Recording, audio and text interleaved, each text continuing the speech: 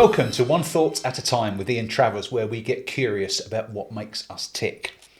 We're here today with a man who took his professional skills and forged a path towards his passion. Welcome, Stu Porro. Hello. How are you? I'm very well. I'm even better after that introduction. Really pumped my tyres, which I appreciate. Excellent. Well, let's see if we can keep them inflated as we go through the session. Yeah. Let's kick off then, Stu, by tell everyone, what do you do now? How do you spend your time? I'm very lucky. I spend most of, if not all of my time around things that I love. So I'm the founder, and for today I shall be the head of creative, I think is the title I'll give myself, of Is It Fast Media? Is It Fast Media Group, which it basically includes three things. Okay. So most of my day is either activating, working on, or planning marketing commercial strategy in the world of motorsport, automotive, and lifestyle, which basically covers life. Everything. Everything. So consumables, hotels, beers, wines, food. Motorsport speaks for itself. Yeah. But 2 wheels, 4 wheels, no wheels. We are in the world of power boats, which is exciting. And automotive, again, and automotive covers cars, trucks, things that you clean your car with, things that you put in your engine as well. So we use those kind of three headline tags. A white label marketing agency called Collaborate is part of the group as well, right. Which covers any industry that isn't Is It Fast, that would fall under that remit. And then the third and final thing is I am myself a freelance presenting and commentating professional, and that leaves me around about 15 minutes a day when I do all of that stuff to eat, sleep, speak to my family, and generally do other bits. So that's how I spend my days usually. Brilliant. So how did you get there? What have been the moments that have got you from a much younger Stu Porro to the person we have on the sofa? Yeah. A fresh, green, young Stu, well, with the world in front of me. I would accident more than design. This was not a kind of a path that I'd forged from my youth and thought, this is what I want to do, and this is how I want to be. I've always been very creative. I've always wanted to have a van with like my brand on the side as well, which I still don't have, but I'm working towards it.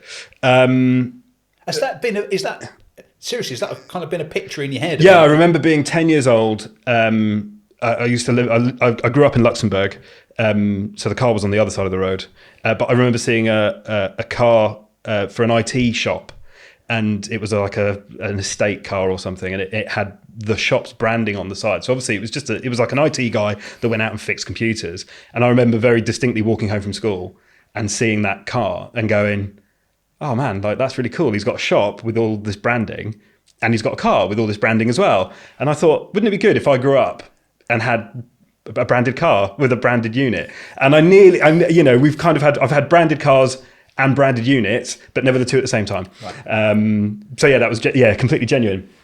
Born, went to school, did all right, not very well at all, really. Luxembourg. Yeah. So I grew up in Luxembourg until I was about 13. My parents, so my dad's from Gibraltar, my mum's from Scotland, and I grew up in Luxembourg, which kind of makes me some sort of weird poster child for something.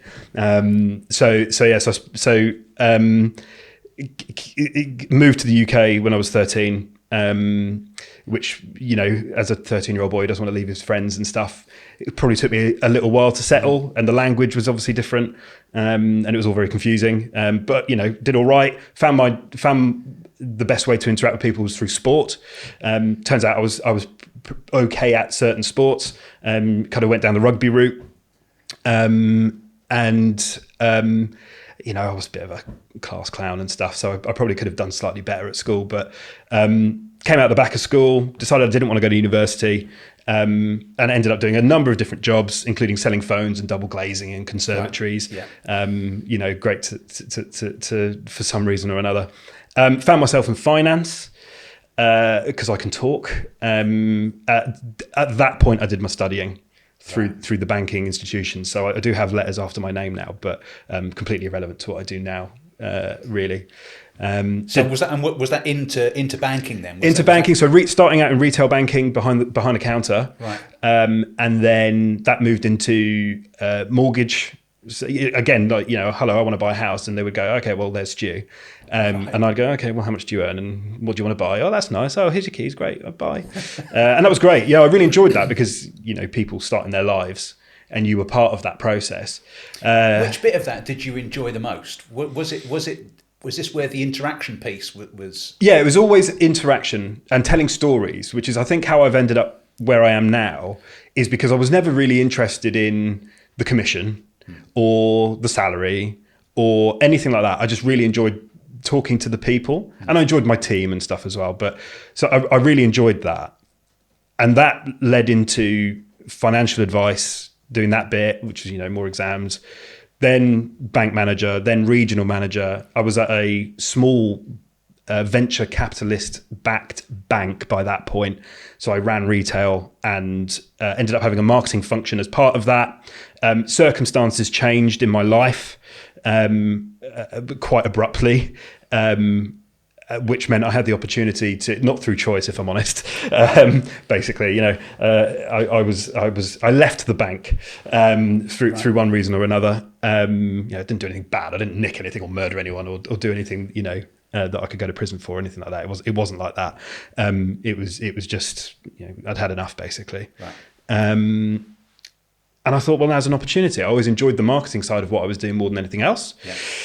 And I was like, well, I'll just do that. I can write. I was writing for the bank. I was writing for stuff. And I was like, well, this is now, sometimes when a big life change happens, and you get a chance to reassess, you kind of go, well, I was 28. I was getting divorced. That was the big thing. And I was, it was a bad one for everyone. Yeah. At the time it was all her fault. But now it's like, we were both pretty bad. And I was like, now's a chance to start over. I only worked in banking to pay for a house I didn't want to live in and pay for a marriage I wasn't happy in. So I was like, well, I'll just go again. This is great. I'll just start again. I'm only young. New chapter. And off I went and, started my own marketing company with a friend of mine that did it okay, but he wanted to go off and do something else. So I ended up with a group of creatives local to me, and away I went. I'm curious. So at the bank, when you say you kind of got into marketing, how did you kind of go from sort of advising and selling into marketing? I made the physical transition out of branches to head office, right? Which meant I was literally sat next to like the marketing guys, and then as time went on, my role was managing 40 odd people on the ground, managing the cash flow, managing the budget, making money for the bank, but also part of making money for the bank was, okay, well, what strategies are we going to, what's the posters going to look like in the windows? What are we, how are we going to interact and engage with our client base who are dying? Because obviously the only people with money are, in their 70s, 80s, 90s. So how do we attract younger people, and then how do we educate those people to save? Because predominantly we're a savings bank for that side of things. So that was kind of where that transition happened, but I'd never stopped doing creative things. Right. Writing, stories, poems, just anything to kind of do that. And just for fun, was that? Just as an outlet, really. And it was great, and I enjoyed it. And then, I found ways of combining other things that I enjoyed with the professional side of it, because apparently you have to pay bills and stuff. So, so I did that, and here we are. Kind of, again, more through luck than design, if I'm brutally honest. There's been a bit more design recently, but the luck thing is good. With the marketing piece as well. I mean, it kind of pricked my interest. When you were talking about, seeing that a shop with branding and a van with branding on the side. Was there a seed planted there? Maybe, I don't know. I can, it was red with a blue dash on a white estate car, and I was too young to know what that was at the time. But I'd always been into that kind of thing. I was never very good at art or anything, but I could always take a good photo. My little brother got all the artistic genes, which was, somewhat frustrating, but it is what it is. And yeah, maybe. I mean, creativity's always been in it must be in my genes. You know, Yeah. our family are all very creative. Although a lot of them don't do creative jobs, interestingly. But, you know, my great-grandfather was a furniture maker, kind of creative. Yeah. You know, good singers, good artists, good songwriters and instrumentalists and stuff like that. So it's kind of always in and around. Yeah. I guess in me, this is how it's come out, really. Yeah. So, yeah, interesting. So that's now manifesting itself in the businesses Yeah. that you've got now. Yeah, which says a lot about my attention span, really, because I need 3 different things to kind of tick all my professional boxes. But it's great because I get to talk to all sorts of different people. I find if I silo myself to one industry Yeah. or one discipline within a set of professions, Yeah. I do go off the boil. Yeah. But by having 4 or 5 different, I mean, right now we've probably got 7 significant projects going on. Yeah. Which doesn't sound a lot, but within each project there's all these different bits, and you know, some of it is a thinking piece, some of it is a physical piece. We're filming, or we're writing, or we're doing something, and then some of it's just delivery. And it's no 2 days for me are the same. Yeah. Which I moan about at the end of a week. I'm like, wouldn't it be nice just to have a bit of a straight line? Yeah. But you don't really mean that. But I definitely don't mean that. You know, like this week, literally every day has been something completely different, and that is my week on week. So. And you've always struck me as well as being the person who's happy to be the one in front of the camera. Yes. Yes. In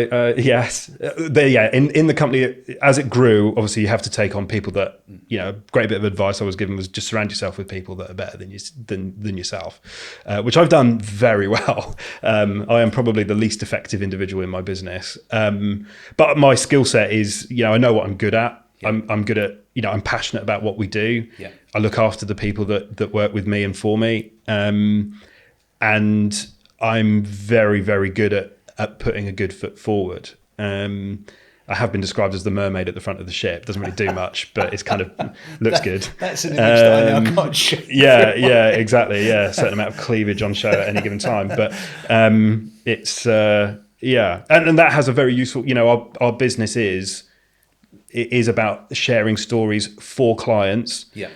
In varying degrees, using all the different things that are available nowadays, and as such we should probably have someone at the helm who is quite happy to, I mean, ironically I had no intention of ever being in front of camera, but here we are, you know. So I'm very good at I think I'm quite good at it. So good. Well, you're in business doing it, aren't you? So yeah, people do for some reason pay me to do it, so here we are.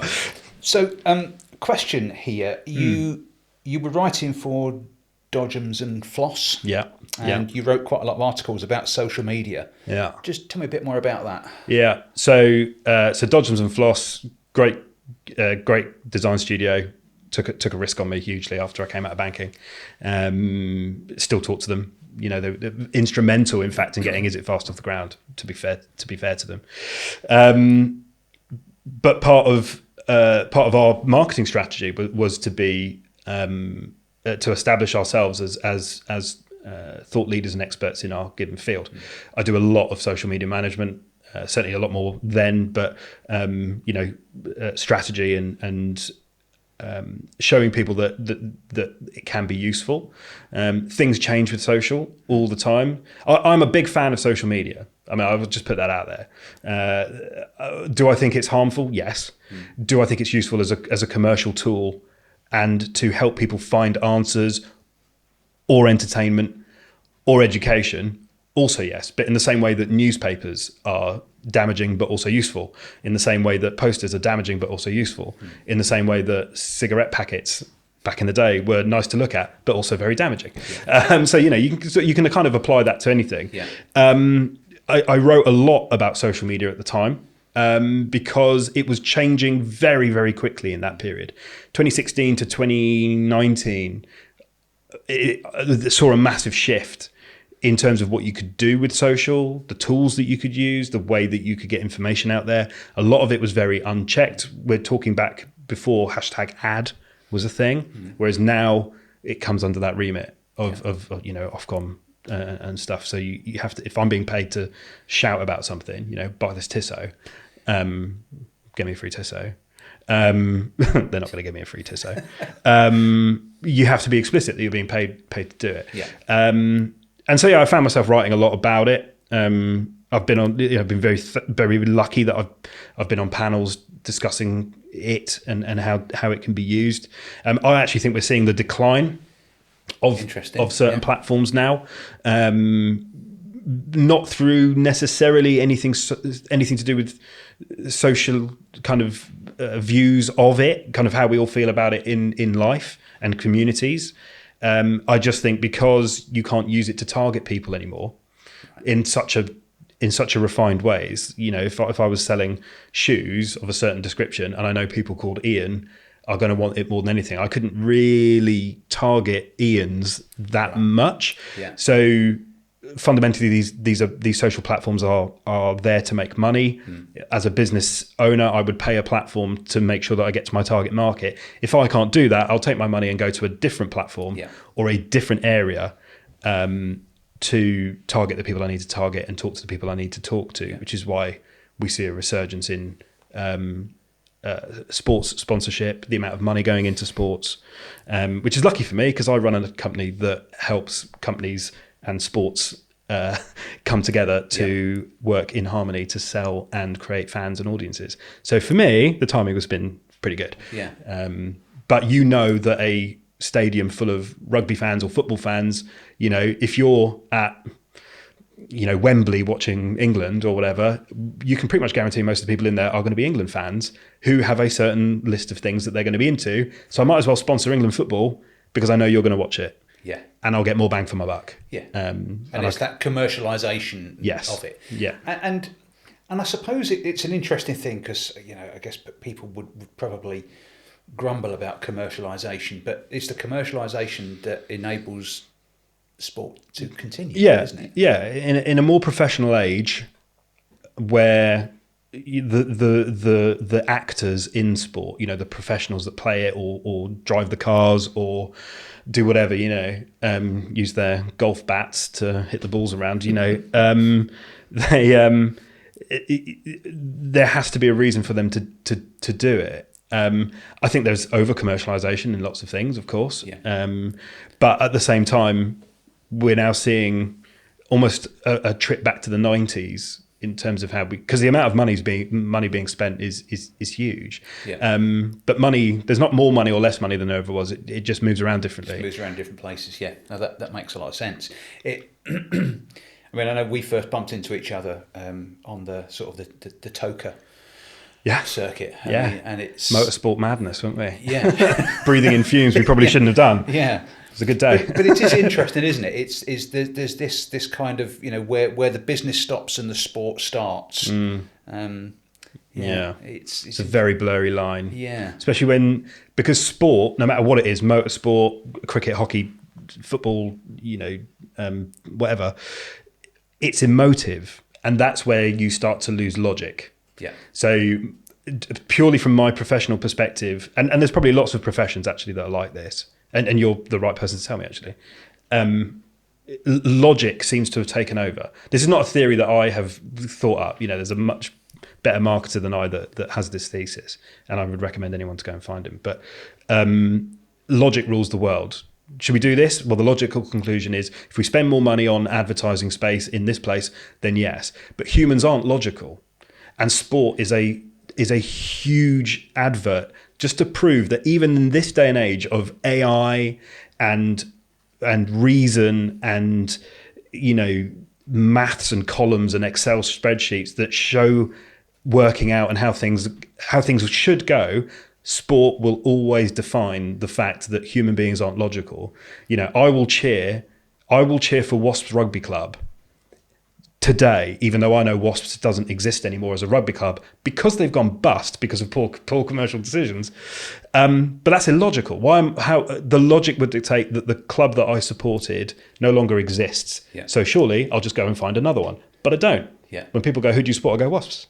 And they go, but they don't exist. And they go, yeah, I know, but I do. That's illogical. Yeah. And that's where the lines get blurry, you see. Yeah. Well, I suppose it appears all over the place, doesn't it? I mean, talking cars, many people, I'm going to avoid saying most because I really don't know. Personal experience is you tend to purchase a car based on, it's not logic, is it? No. No. I have one logical car, and we've reduced the size of our personal car fleet, me and the other half, to two. There's two of us, and we both go in separate directions sometimes. So it makes sense to have two.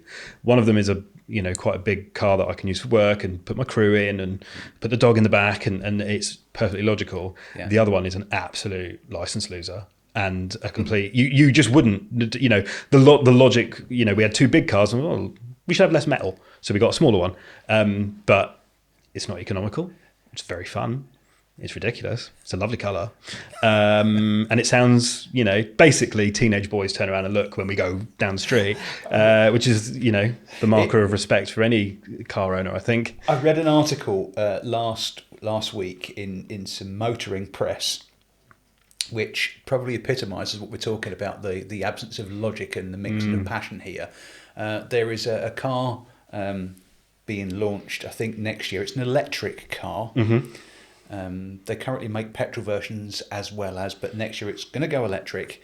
And the article was about the fantastic synthesizer they've got to make it sound inside it like a really sporty petrol car. Great. Okay. Let the electric cars be electric.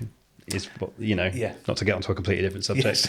I like the fact that when I'm in an electric car and I floor it, it sounds like I'm in the Jetsons. Let that happen. Yeah. Let everything have its own sound. That's like when the first cars were invented, someone figuring out how to make it sound like a horse going down the road. Surely that's the same thing, right? Wonder if they did. Yeah, maybe they did. maybe the horsepower was a nice middle ground. It's interesting.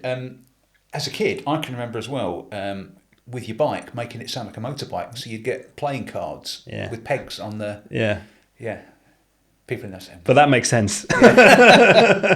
So we started that piece off about the social media thing. Yes, so where do you see the usefulness of social media going? I think we'll probably take 3 or 4 steps back. There's no way that it'll leave us as a society now, and I don't think that's a bad thing.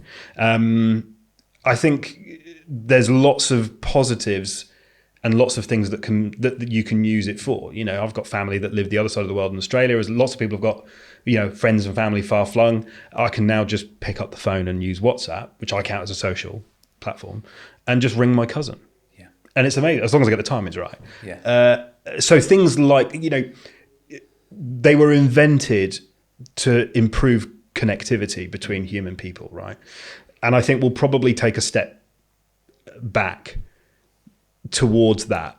Now, what that connectivity and linking people looks like will probably change. When social media came out, I was younger, and now I'm the generation. Things were better when I was young, And the thing is, the people that use social platforms start young and then they mature.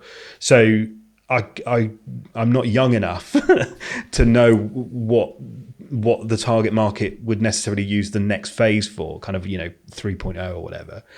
Friends Reunited was great, but you wouldn't think about Friends Reunited working now. So Facebook came out. I'm Facebook, Insta, Twitter generation, Snapchat, kind of maybe. I think it'll probably go back to just being communication and sharing memories with people that you care about. Yeah. Because we're not designed as human people, right, with the brains that we have, to seek validation from people we don't know. That's why it's so traumatic when you don't receive it, because we're not evolved enough to do that. So once we start to unplug those elements that don't agree with our evolutionary track, I think it'll stop having the impact that it has. Yeah. And we only hear about the bad stuff, I think. But I think it will probably move towards that. Commercially, I don't know where that stands for companies like Meta. And we see it now, actually. People are being laid off across all social platforms. People are losing their jobs because there's not as much money being pumped into those platforms. I can see professionally more creatives being taken on by sporting franchises and championships and stuff, because more money is being pumped into those by the same companies that would have spent £30 million a year on Facebook or Instagram, they will now spend that money sponsoring Man United or Haas. Haas F1 is a great case study for that. I was just listening. I was listening to that on the radio this morning, actually. Yeah, it's incredible. Yeah, really good story. Interesting turnaround. Yes. So there you go.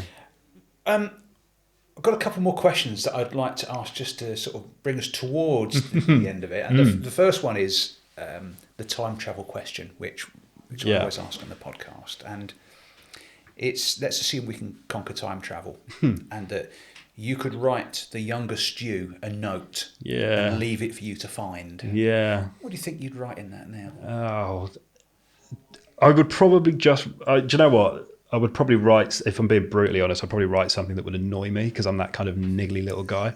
I was like, what could I do? I could really annoy past Stu. That'd be a lol. I work on a high level of I sweat the small stuff a lot. Right. And I don't know why that is. What do you mean by that? I worry about everything all the time. Right. I think I do. I like to, because I give a good impression outwardly that I'm pretty relaxed and stuff. I'm not.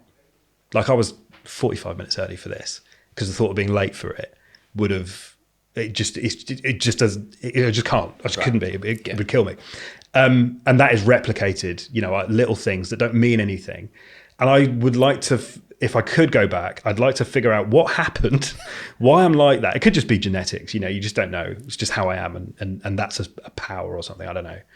But if I could go back and leave a little note, it's like just my granddad used to say that just add time. If you add time to anything, everything gets better. So you might feel like crap now, but if you add a bit of time, you'll actually feel a bit better. That might be tomorrow or the next day.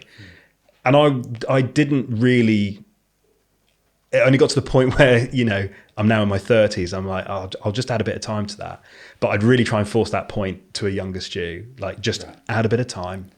Everything will be fine. Just don't, just try and relax a little bit, because mainly nothing you're going to do, no matter how much stressing or worrying you do about it, it won't make a massive difference. And I've tried to change that about my present self. Yeah. And I do, as you get older, you do chill out a little bit. I'm definitely more chilled out now than I was 10 years ago. But yeah, I would really go back into just chill out, mate. I'm from the Mediterranean. We're not a wound up people. But so why am I so wound up? What happened there then? I don't know. Bad breeding. I don't know. It's just it's I'm chilled out until I'm not. But it's that would be the one thing. Just don't sweat the small stuff. Brilliant. I like that. From 2023, and I'd probably just go, shut up, mate. You don't know what you're talking about, old man. That would be that. Who wrote that? Yeah. Terrible handwriting. And the last question then is, on this series we've been asking guests to leave a question. And the question that we have left, bear in mind, these are people don't know who these are going to be asked to. Yeah, worrying. It's kind of a double barrel question. And the question is this: what went well? What didn't go so well? Right. That's a good question, isn't it? Or good questions. What went well? It's quite broad, annoyingly. What went well? Family. I've got, and that's nothing to do with me though, because that was luck. But the older I've gotten, and the more professionally and personally, the more I go through life, I realise how important a really strong support network is. Probably actually a better way of putting it, because that doesn't automatically mean family. Yeah. It just does for me. Family and friends. My family and friends are the best. Yeah. They're very, very patient. I've got a lot of them. They've got me through some seriously horrendous stuff. I wouldn't be sat here if it wasn't for my mates and my family. Like, no two ways about it. I've made some really silly choices sometimes, and there's just been some things that have happened. So yeah, that's gone really well for me. I've chosen well. I've got good friends who I've chosen, and they've chosen me. And unfortunately for the family, they got what they were given. Yeah. And my other half is incredible. Again, chosen really well. So that's gone really well. What's not gone so well? My ability, as I mentioned earlier, my ability to worry about the little things, that has been that has actually been quite detrimental to me across my life. Where I've worried about something that shouldn't be worried about, probably to the detriment of something that I should be giving more attention to, and couple that with the odd occasion where my more fiery nature has kicked in. You know, don't get angry about it. Don't get angry about it. Don't say something you regret. Don't do that. And then I go and I say something that I definitely do regret. It's like, don't press that red button. Don't press the red button, yeah. And actually my parents do regularly remind me that, you know, as a child and as a grown-up, and I go and touch it or press it. And so what are you doing that for? You know, so, which is why I'm covered in bruises and scars nearly all the time. So, so that's not gone so well. But I've probably learnt more from the things that haven't gone so well, because I'm definitely I could tell you all the things that haven't gone well, but I've come out the other side of them and learned something from them. Yeah. The things that have gone well, I probably take a little bit more for granted. Yeah. You know, like I just think my friends and family will always be around. Yeah. Well, actually, if I behave a bit like an arse, they probably won't be. So yeah, there is that. Good question. That was thank you for the answer, and I guess you now get the opportunity to hell yeah to leave a question. So what question would you like a future guest to answer? So this is going to be cryptic, off the top of my head, and this is a question that I get asked. I got asked by a guy that we work with in a hotel group, and he had this question put on the back of all his t-shirts for his staff. In a really nice hotel. Well, it's a group of hotels in central London. If not now, then when? And so and I use that as a basis of lots of my questions. So if you're not going to do it, when are you going to do it? So if you're not going to do it now, and so my question would be, what do you think you could do right now? And if you don't do it, when are you going to do it? Love it. It's super open-ended. I like it. They'll hate it. That's the mischievous Stu. It really is. Yeah. I can be a bit troublesome. Yeah. Stu, that's been a blast. Thank you ever so much for being a guest on the podcast today. Thank you. So that has been One Thought at a Time with our guest, this time Stu Porro. If you've enjoyed today's episode, please do like and subscribe. To browse our back catalogue, please do so on wherever you get your podcast supply from. And if you have been, thanks for listening.